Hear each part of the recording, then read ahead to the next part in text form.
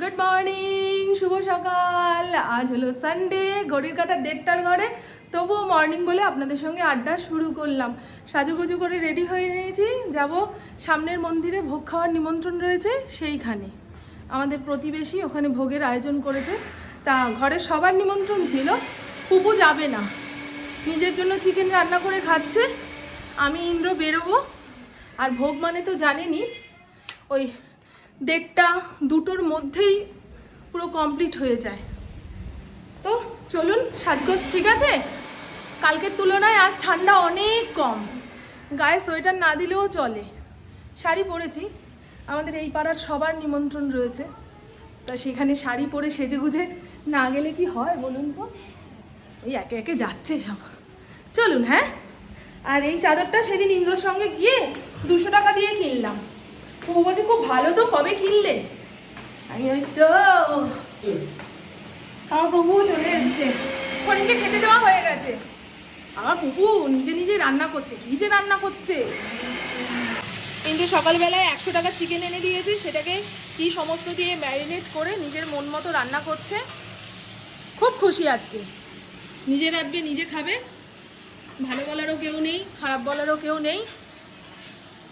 আমার ফড়িংয়ের খাওয়া হয়ে গেছে, এটা কি বলেছি? আজকে ঘর দুয়ার সুন্দর করে মুছেছি, ভালোভাবে গুছিয়েছি।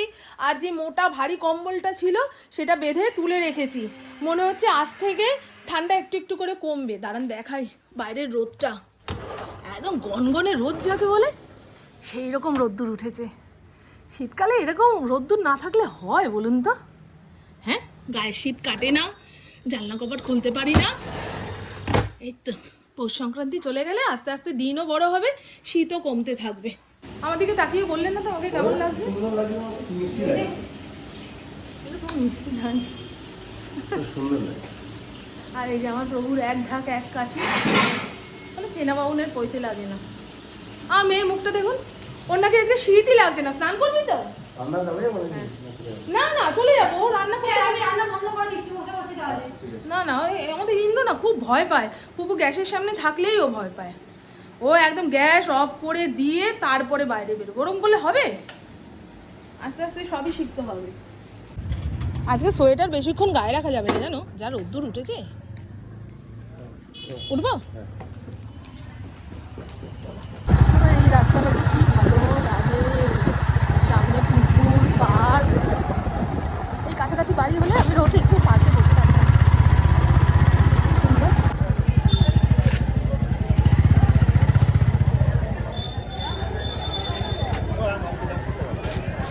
কত লোক গো।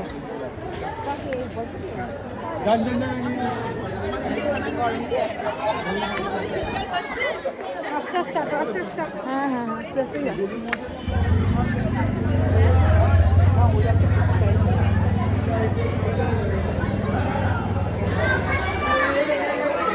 ও, এখান দিয়ে ঠাকুর দর্শন করা যাবে না? না, 12টার মধ্যে ঠাকুরের ভোগ হয়ে গেট বন্ধ করে দেয়।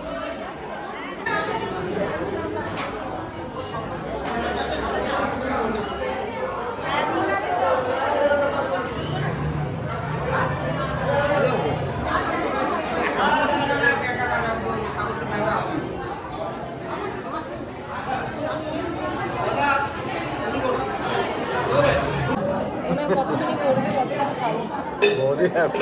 কতখানি খাবো, ওই তো আরো রয়েছে।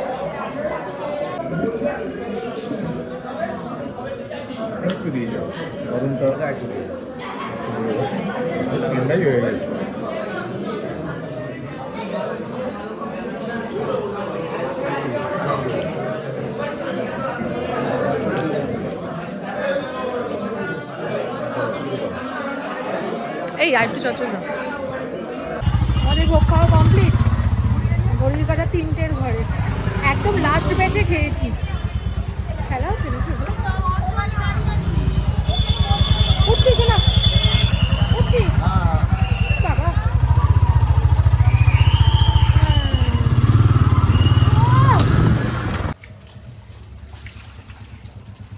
চল, ও গাছে জল দিয়ে গাছ বাঁচাক।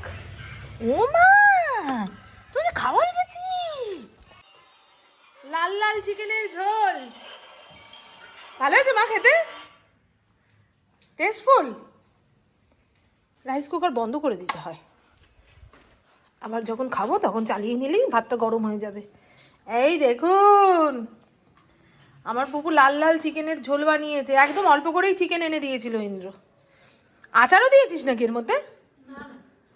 এই আচারের কৌটোটা দেখছি সেই কারণে বললাম।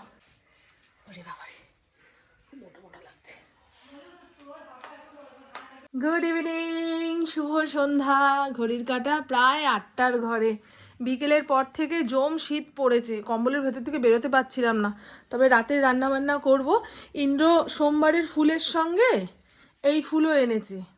আর দেখুন না, 2 সপ্তাহ হয়ে গেল, ফুল একদম টাটকা তাজা, শীতের জন্য, বুঝেছেন? আজকে এগুলোর জল পাল্টেছি। আর গাছের গোড়াগুলো ভালো করে ধুয়ে নতুন জলের মধ্যে দিয়ে রেখেছি। এই ফুলদানির ফুলটা ফেলতে মায়া লাগছে, থাক। তবে এই ফুলটা বাইরের ফুলদানিতে গুজে দিই। এই দেখুন, এটা অনেকটা খারাপ হয়ে গেছে, আজকে এটারও জল পাল্টেছি। এর আগের দিন জিজ্ঞাসা করেছিলাম যে এটা কি ফুল বলবেন তো বন্ধুরা, তা অনেকেই বলেছেন চন্দ্রমল্লিকা।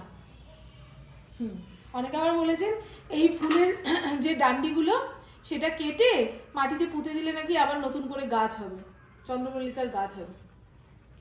আর দরকার নেই, চলো।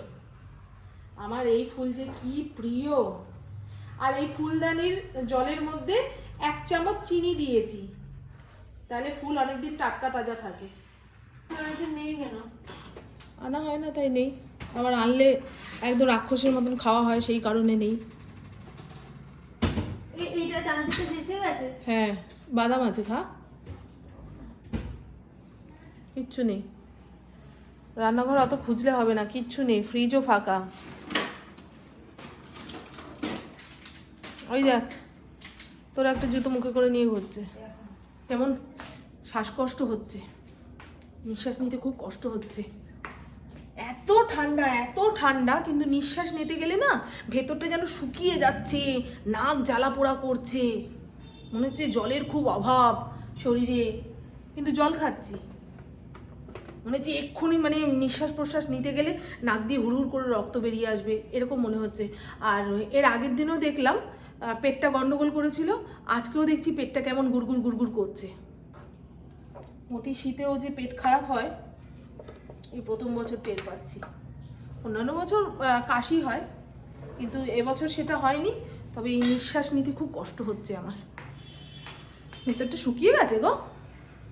শীতকালে তো শরীর কষে যায়, অল্প জলে স্নান হয়, জল অল্প খাওয়া হয়, ওয়েদারটাও কেমন শুষ্ক। তো চলুন বন্ধু, এবারে আমি একটা আমার ভেতরের খবর আপনাদের বলি। আমি যেদিন দুপুরে রান্নাবান্না না করি, বিকেলের পর থেকে না ভীষণ হীনমন্যতায় ভুগি। ইস রে, আজকে সারাটা দিন কিভাবে কাটিয়ে দিলাম, একটাও কাজকর্ম করলাম না, কোনো প্রোডাক্টিভ কাজকর্ম হলো না, দিনটাই বৃথা গেল। আপনাদের এরকম হয়?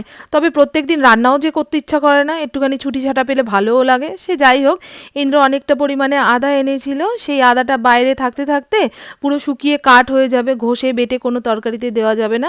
তাই দেখুন, আদার খোসা ছাড়িয়ে এতটা আদা বেটে পেস্ট বানিয়ে রাখবো, আর এই মোটা আদাটুকু বাইরে রাখলাম। শীতকালে চা বানানোর সময় একটুখানি আদা ছেঁচে দিতে হবে, সেই কারণে। এখন যদিও অত চা খাওয়া হয় না, চলুন পেস্টটা বানিয়ে নিই। আর এই আদা পেস্টটা যে বানিয়ে রাখলাম, এটা অনেক দিন ভালো রাখার জন্য একটুখানি সাদা তেল মিশিয়ে রাখতে হবে, না হলে কিন্তু ওই আদা আঠালো আঠালো হয়ে যাবে, বেশি দিন রাখা যাবে না। এই যে ফ্রিজের চিল ড্রয়ারটাতে রেখে দিলাম। আর এই দেখুন বন্ধু, আমার রান্নাঘরের চরম সমস্যা।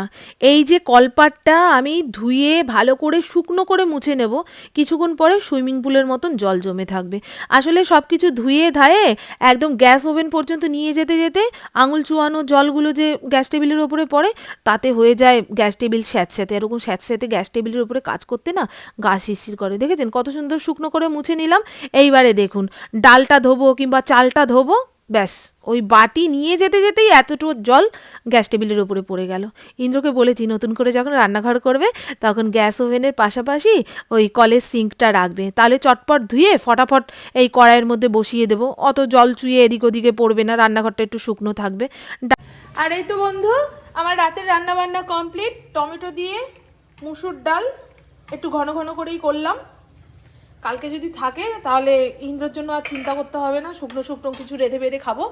আর এই হলো জিরি জিরি করে আলু ভাজা, নতুন আলু তো অল্প তেলে ভাজলেও বেশ ডাঁটো ডাঁটো থাকে, দেখুন একদম লম্বা লম্বা রয়েছে না। আমার পুকুর ডাল আলু ভাজা দিয়ে খাবে। আর দুপুরে যে চিকেন বানিয়েছিল সেই চিকেনটাকে একটু টমেটো তারপরে গোটা গোটা কাঁচা লঙ্কা ফেলে জাল দিয়ে নিচ্ছি। দেখুন না বিভিন্ন সাইজের আলু কেটেছে, তবে প্রত্যেকটা আলু সেদ্ধ হয়েছে। এই একটা ছোট আলু দেখেছেন, ছোট আলু, এই একটা ধামসা আলু, কিন্তু প্রত্যেকটা আলু ভেতর থেকে সেদ্ধ হয়েছে। চলুন বন্ধু, হ্যাঁ এরপরে খাওয়া দাওয়া, ওপরের ঘরে গিয়ে ঘুম, আবার সকাল থেকে প্রতিদিন যেমন কাটে বাসি কাজকর্ম সারা, চায়ের কাপ হাতে নিয়ে একটুখানি বসা, আবার দুপুরে রান্না বান্না, এই একঘেয়ে জীবন, এটাকেই যাপন করতে হবে। তো চলুন বন্ধু, আমার বকবক আজকের মতন এইটুকুই। আপনারা সবাই খুব খুব খুব ভালো থাকবেন, নিজের শরীরে খেয়াল রাখবেন, সুস্থ থাকবেন, আর অল টাইম স্মাইল করতে হবে। টাটা, খুব ভালো থাকবেন। আমার রান্নাঘর ভেঙে চুরে একটা নতুন রান্নাঘর তৈরি করে দেবে এই কথা মাথায় ঢুকে গেছে, তো এখন আর রান্নাঘরের কোনো কিছু পরিষ্কারও করতে ইচ্ছা করছে না, জানেন মনে দু আর কদিন পরে তো ভাঙবে চুরবে, এখন পরিষ্কার করে লাভ কি। বন্ধু করে জিজ্ঞাসা কত তালে তালে, হ্যাঁ করেছি, ডালটা ঢাকি।